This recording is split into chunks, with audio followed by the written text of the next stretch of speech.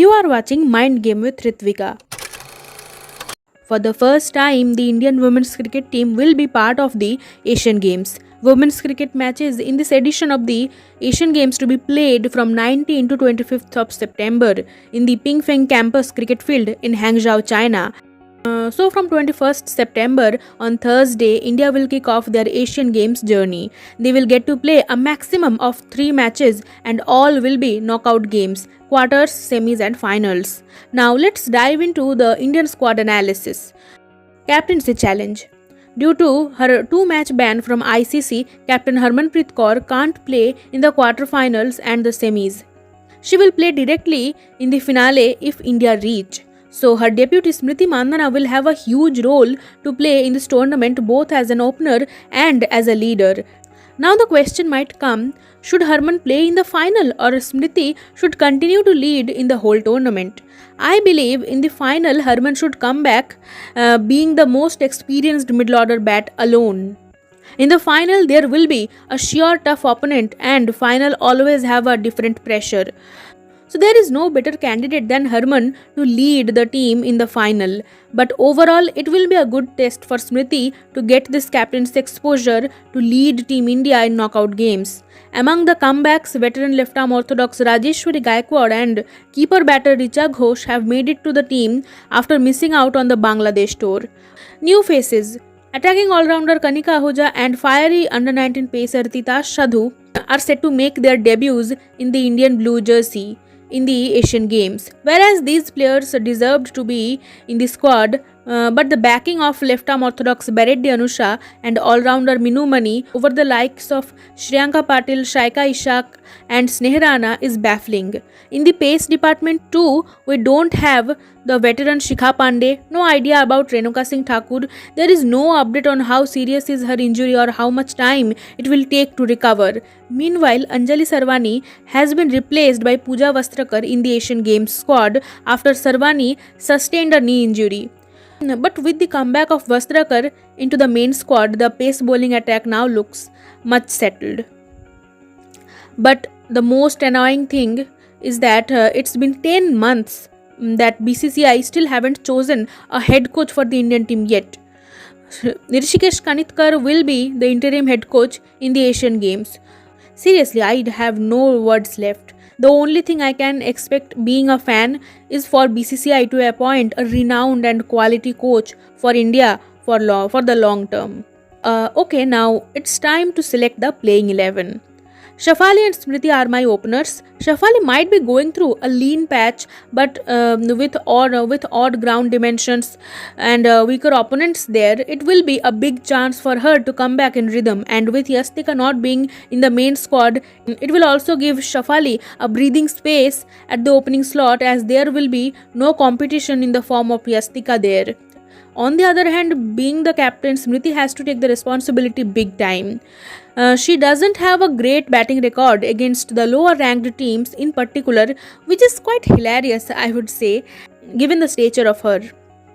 But being the captain, she is expected to lead the team with aplomb in the Asian Games. Then at 3, I have Jemimah Rodrigues as always.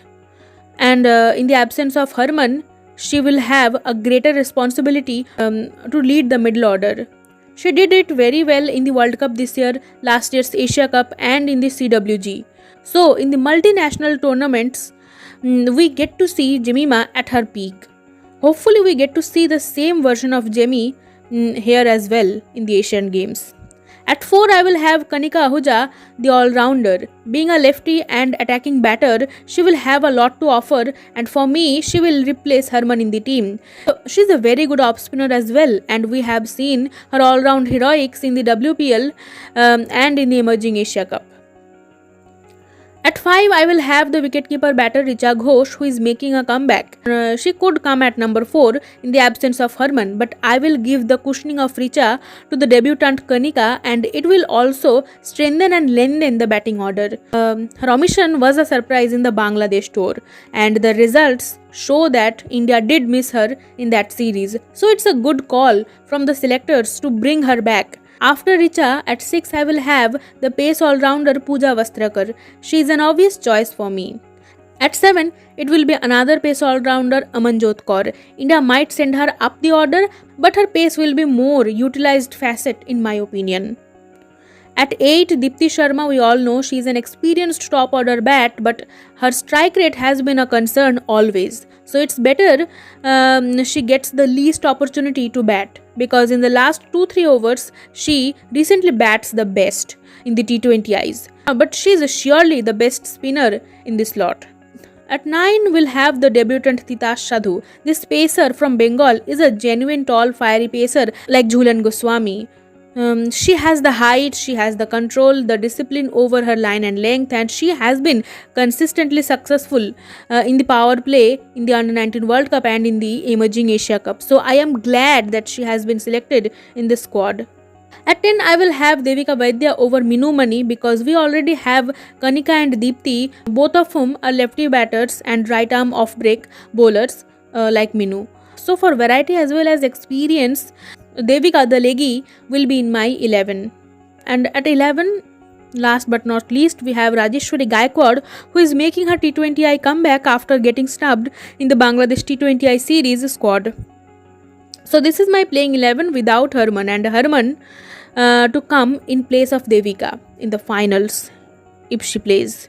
Now, if we look back at the history, before this 2023 edition of the Asian Games in Hangzhou, China, in 2010 and in 2014, women's cricket was also part of the Asian Games, where Pakistan won the gold medals in both the occasions by beating Bangladesh in the finals. India were never part of it.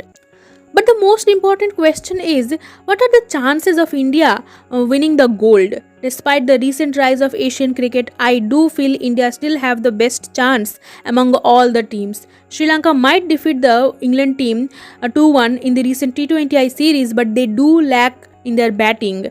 They heavily dependent on their captain Chamari Athapattu. On the other hand, Pakistan suffers from inconsistency. It will be interesting to see which Pakistan team turns up on that day, but certainly they will be beaming with confidence right now after their emphatic series victory over South Africa at home. So, given the depth and reputation, India should win the gold, but with the knockout format, with a non-regular captain in Smriti, and with an apparent new lineup, it's wide open. You can watch the Indian women's cricket team as well as all the Asian Games matches on the Sony Sports Network, on TV and on the Sony Live app. With this, I am ending this video, and thank you so much for watching this till the end.